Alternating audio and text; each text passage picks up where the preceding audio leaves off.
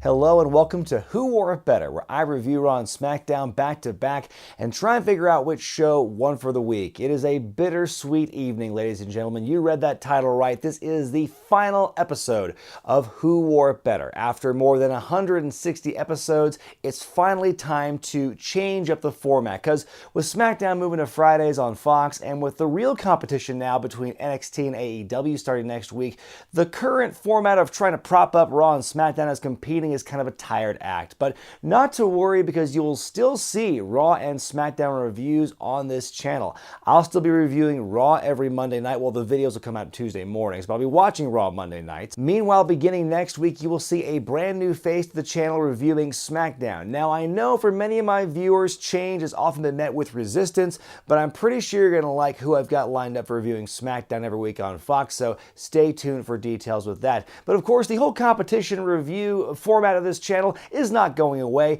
Beginning next week, you will see the debut of Wednesday Warfare. It is the same concept as Who Wore It Better, only now it's between NXT and AEW. So you still get some of that sweet competition right here on Wrestling with Regret. And with that out of the way, let the final battle between Raw and SmackDown begin. The opening logo gets a bit of a fiendified treatment here, some creepy, distorted manipulation of the then, now, forever opening. We then go to Seth Rollins opening the show with the same kind of bland opening promo Seth Rollins has been doing the last several weeks. He calls the Fiend Bray Wyatt the living personification of a nightmare, and he admits he was a bit spooked the previous week. He throws a bit of shade at his past opponents, Brock Lesnar and Braun Strowman, saying that just like those guys with the Fiend, I'm going to survive and win and retain my Universal Championship. Out comes the aforementioned Braun Strowman. He says, if you got a problem with me, say it to my face. They trade some barbs, and we end up getting ourselves a rematch set up for later in the evening between these two, so we'll see how that goes. First match of the night sees the Viking Raiders take on the OC, who are rocking some new theme music this week.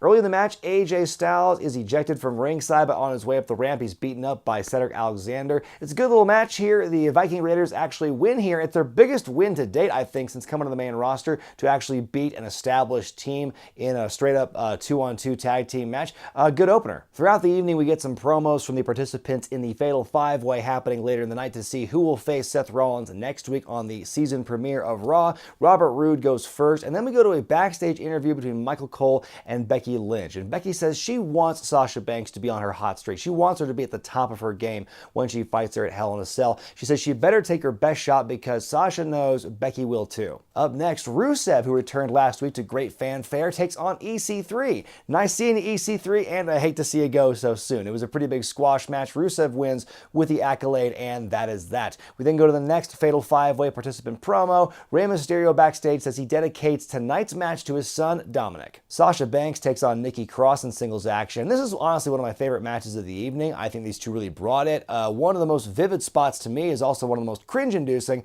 is right before commercial break. They're both on the outside of the ring, and Nikki is on Sasha's back doing a sleeper hold, and Sasha falls right onto her back, so she lands right on Nikki and then right on the floor. I've taken that bump before once in the ring, and that wasn't very good, and so imagine how much that would feel when you're on the floor taking that, when there's absolutely no give. So that's that made me wince a lot when I saw that spot. And so anyway, the match ends when Nikki does a top rope dive onto Sasha, but they roll through. Bank statement, Sasha wins by submission. Then right afterwards, Sasha puts the same move on Alexa Bliss, so that adds a little bit of fuel to their fire for their match next week on Raw. Backstage, the OC licking their wounds after what happened earlier with the Viking Raiders and Cedric Alexander. AJ, in the midst of all that, cuts a promo about the Fatal 5-Way later in the night. We then go elsewhere backstage. The Street Profits talk about said Fatal 5-Way match. The Miz shows up, and so the Miz announces, one, the birth of his second child, Mazel Tov, Miz and Maurice. While making that announcement, he also takes a shot at Mike Kanellis from last week. Then his second announcement is that next week on Miz TV, on the season premiere of Raw, his guests will be Hulk Hogan and Ric Flair. Hulk Hogan's name got a lot of audible boost in the audience, which really took me aback a bit. Also, I forgot to mention before the Street Profits and Miz segment, we saw a brief preview of the new Raw logo for next week. It's kind of like tapered off at the bottom, like it got a tummy tuck or something,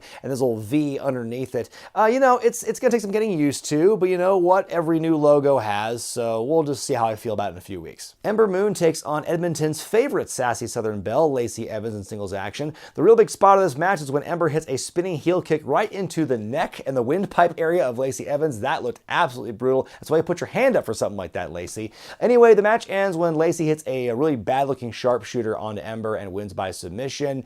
Except for the botched sharpshooter and the kick to the neck, it was a fine match. I think that they're trying really hard to really make Lacey Evans a thing, though. I think, she's doing better over the last several weeks than what she was earlier this year, but I think, we're all still kind of recovering from that main event push she had up until Extreme Rules. Then we go backstage to see Natalya there, and she says, imitation is the most sincere form of flattery, and if they do have a rematch soon, then Lacey better be ready to tap out. Time for a new episode of Firefly Funhouse. It is a huskus and rambling rabbit-centric episode this week. The two are fighting over a Seth Rollins action figure, and Bray Wyatt intervenes for them and says, when you love something too much, it makes you weak and ultimately disappointed. And he says, maybe the Fiend is trying to protect Seth Rollins. You ever think of that, you silly people? Anyway, then he rips the Seth Rollins figure in half and says, see you in hell. Another very cryptic episode of the Firefly Funhouse here. We then go to the ring, R-Truth and Carmella being chased by the League of Jobbers yet again. Carmella grabs the microphone and finally says, enough with the chasing, enough with the running. I'm tired. I can't eat. I can't sleep.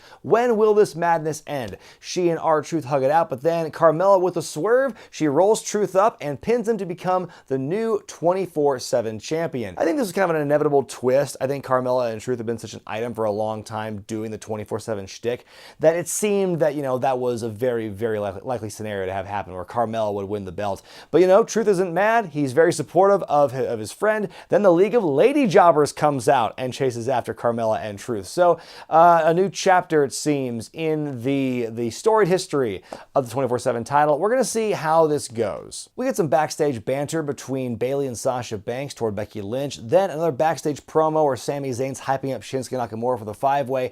Then we go to our next match as King Corbin takes on Chad Gable in a rematch from the King of the Ring finals of the previous week. So that didn't take long, but man, the new theme and the new look for King Corbin, the robe and the crown and the scepter, that look makes so much sense. It looks so good on him. And the new theme, it's like they kind of remixed his I Come From Hell song, and it's just, oh my God, it flows so well. It works so well. What is happening? I'm now gushing about Baron Corbin. What is up with 2019? It's another great match between these two. At one point, there is some hostile banter between Corbin and referee John Cone. Not the first time we've seen that as of late. Makes me wonder if it's going to lead to something else down the line. Anyway, Gable is kicking out everything Corbin's throwing at him. He gets Corbin in the ankle lock, and Corbin gets out of it by grabbing a scepter and bonking Gable right in the face with it, causing a disqualification. So Chad technically gets his win back, but it's by DQ. Also, Corbin, the ropes are right there. You just had to reach a little bit higher and more up with the arm instead of just grab the scepter. Anyway, it was a good match except for the DQ finish, but I'm really enjoying King Corbin now. Another promo with AOP. They're back in the dark room with their suits, and they say, tonight we're going to show you who we really are. So they just get up calmly, and they walk out of the room, down the hall, past some local extras, and they beat the hell out of Heath Slater and one other guy I can't quite make out, and then the camera cuts out, we cut back, and they're just calmly sitting back down for their promo in the dark room, and they wrap things up saying everyone is too afraid to fight AOP. I'm really interested with this theme they got going on here. Where's this going to lead? Up next, a fatal 5-way elimination match to see who will face Seth Rollins next week for the Universal title on the season premiere of Raw. This match, for all intents and purposes, felt like a main event because of all the hype they had going into it with all the pre-match promos with the participants, but strangely, it was only the semi-main. Anyway, it comes down ultimately to Rey Mysterio and Robert Roode, and after some hard-fought action there, Mysterio wins after the big frog splash, so he's going to face Rollins next week for the title, and that should be a really good match. But yeah, great match overall. I'm seriously glossing over the match itself, but it was a very entertaining match with all 5 guys. It makes me wonder though, with Rey fighting Seth next week as part of that's the go home week to Hell in a Cell, makes me wonder if the Fiend is going to do something, fiendish perhaps, to his son Dominic. And in your actual main event, Seth Rollins takes on Braun Strowman, non-title action. It's a rematch from Clash of Champions. I will actually say this match felt like an improvement over their pay-per-view match a couple weeks ago, except for the fact that there was no top rope splash by Braun Strowman, but you can't have that every match, can you? The match ends when Strowman has things well in hand, but the lights cut out. It's Fiend time, baby! The Fiend mandibles Strowman, and then he creeps over to Seth, and Seth looks proper spooked, and so Strowman starts to get back up. Wyatt hits him with the mandible claw yet again before the lights cut out, and that's how the show ends. For the last few weeks, there's been a lot of rumor mongering and speculation about, there might be there should be, or there could be a Wyatt family reunion because all the members now are kind of doing well in their own respective ways. But after what we saw with The Fiend and Braun Strowman, I'm gonna say that part probably isn't true. Eric Rowan opens up SmackDown. He talks about the old saying, might makes right. Over the last several weeks, he has made that mantra true, and he has really instilled a lot of fear into the hearts of the SmackDown locker room. And poor old Rowan can't seem to catch a break when he's cutting a promo. He's cut off once again, this time by Dan Bryan. And Dan wants a match right then and there, and so Dan gets what he wants. We have an impromptu match, and this is a great match. It's by far the best one of the night. It's too bad it kind of goes downhill from here. But Daniel does such a good job getting his ass kicked and making Rowan like $1 million, but still having all these amazing hope spots that make him look really courageous. Ultimately, Harper interference causes Rowan to capitalize. Iron Claw over the ropes from the outside in, but then Bryan's foot's caught on the ropes, and then another Iron Claw for Rowan to win. The two are about to pick up the pieces and just like put them through the announce table once again, but Roman Reigns makes the save, and so Bryan hits Harper with the knee, and then Roman hits Rowan, I'm sorry, with the spear. Roman puts his hand up to Daniel in sort of a peace offering, but Daniel swats it away. You think there's still heat between the two of them, but then Bryan grabs the microphone and asks the fans, in one word, do you want to see us team up to kick their disrespected asses? We get a big yes chant, and so that's where that segment ends. It's a really good opening bit from the Rowan promo to the match itself and the fallout and everything. Seems to be setting up a match between these two teams, Roman and Daniel Bryan versus Harper and Rowan for Hell in a Cell, and that could be a really good match. We get a Brock Lesnar hype package and then a sit-down interview with Michael Cole and the champion Kofi Kingston.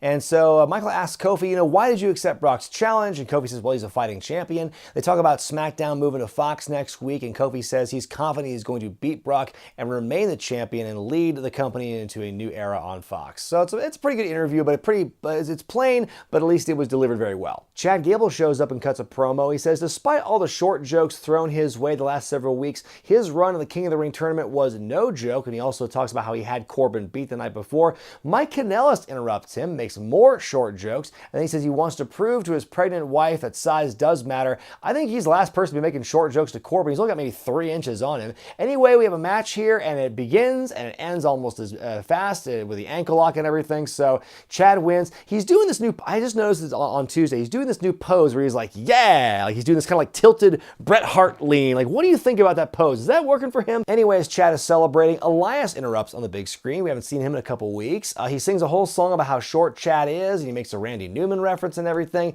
I feel all these different short jokes by all the heels he has fought, like every single week, feels terribly unoriginal at this point. I mean, the goal is hopefully he will go on a winning streak and prove those haters wrong. Otherwise, he just looks like a short chump who can't win matches. Backstage, Charlotte and Carmella have a chat. Then we go to our next match as they take on Sasha Banks and Bayley. Want to give a quick thank you to the comment section from last week for steering me in the right direction. Last week, I made a comment how I had no idea that Bayley and Carmella used to be friends. Like, that was totally news to me. Turns out that was a whole thing that went on in NXT when they were both there and before I started watching regularly, so there you go. But yeah, friendship means nothing to Bayley anymore because she beats the hell out of Carmella on the outside, looks very vicious here. It's a good match. Sasha Banks continues to look strong every time she's on TV. She makes Carmella tap out at the bank statement. Then after the match is over, Truth picks up Carmella and runs away with her as they're being chased by the League of Lady Jobbers. It's Ember Moon, Fire and Desire, and the Kabuki Warriors. I give major props to Kairi Sane for running after them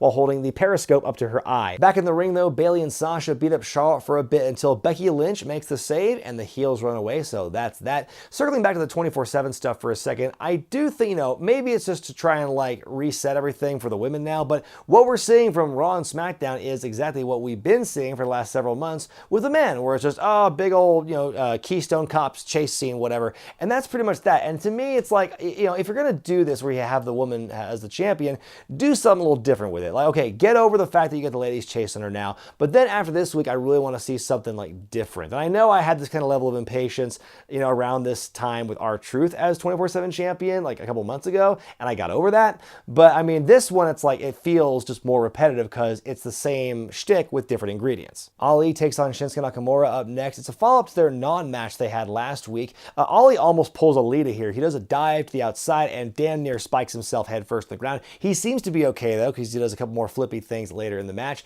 He chases Sami Zayn around the ring and inside the ring, eats a Kinshasa because he's distracted, so Shinsuke wins yet again. So that's the latest in this feud. We get a recap of Kevin Owens' $25 million wrongful termination lawsuit against Shane McMahon. Then we see the New Day, Xavier Woods and Big E, taking on the B Team. So rare to see the B Team having an actual televised match these days. They get all their stuff in, including the B Train, but it's pretty much a squash. The New Day win with the Midnight Hour. Then afterward, Xavier and Big E celebrate with George Kittle, the San Francisco 49er, who is a big wrestling fan, and he's sitting in the front row, so big celebration there. Backstage, Mandy Rose and Sonya Deville are talking about Mandy's appearance on the cover of Maxim Australia magazine. She's handing magazines to all the extras backstage, and then Otis shows up, wants a selfie with the pretty lady, and so he gets a copy of the magazine too, so he and Tucker are celebrating that. Then it's time for the final match of the evening, and therefore the final match of SmackDown on USA. History here being made as the Kabuki Warriors taking on Fire and Desire.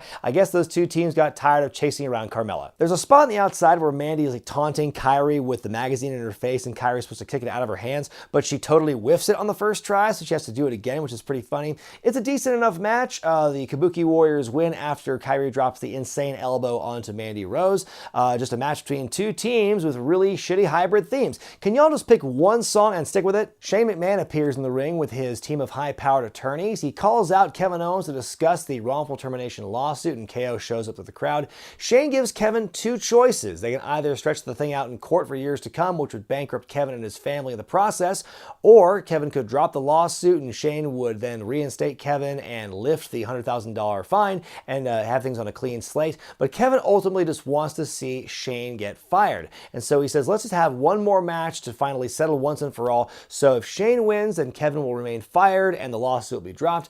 But if Kevin wins, then Shane will be out of the company. And you can tell Shane is like trying to get Kevin to spit it out and get to the point. And so finally, Kevin says, let's do it in a ladder match. Kevin's theme plays immediately afterwards. Shane says, you're on, but you can't hear him because his mic's cut. And then we do this really quick crosses off. You have no time to process what just happened as we go to a backstage interview with Becky Lynch where she talks about Sasha Banks and Hell in the Cell. Sasha jumps her from behind. She throws her into some chain link fence just laying around backstage. And that's where the show ends. It was a very rushed ending to the show. Seems they were very strapped for time. You could tell, like I said, the sense of urgency in Shane McMahon's demeanor as he was trying to get Kevin to get to the point of what he was trying to say. So that was a bit of a rushed ending, but you know, that's how it is sometimes in live TV.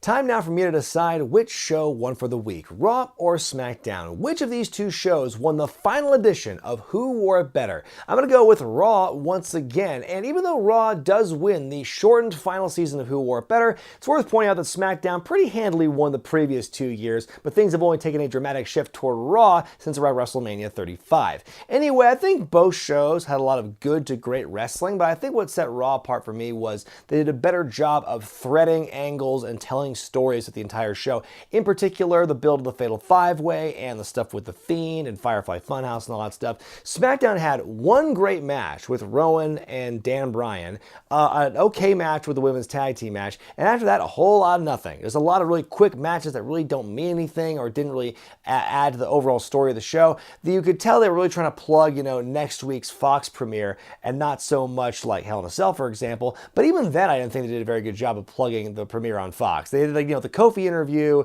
and, there's a couple little things here and there, but by and large, it didn't feel like a very big episode of SmackDown as you're trying to build toward the big Fox premiere. If this is the way they go out with on USA, it didn't quite go out in a bang, in my opinion. Well, that's going to do it for Who Wore It Better. Thank you all so much for watching this series over the last 3 years or so. I had a great time doing it. I started out on a whim as the Brand Split 2.0 was beginning back in 2016. Didn't think much of it, didn't think it was going to take off the way it did, but it certainly did take off. So I'm happy I did it. I'm proud of this series, and I'm very thankful that so many of you watched it over the years. Even through all the times you called me a Raw fanboy or a SmackDown fanboy, depending on the week. I look forward to getting some more of that as Wednesday Warfare begins next week, and I pick, who wins between, NXT and All Elite Wrestling. And finally, one last note, kind of a big deal for me, but in case you missed my announcement on social media over the weekend, I'm happy to announce I'm going to be part of Ring of Honor's Death Before Dishonor weekend in Las Las Vegas this Friday and Saturday at Sam's Town.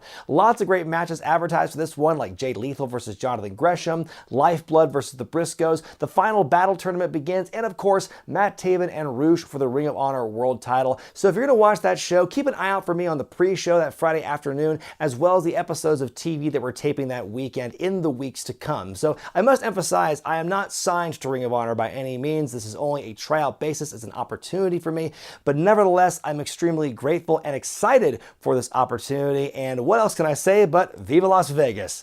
I'm Brian Zane, and I'll see you next time.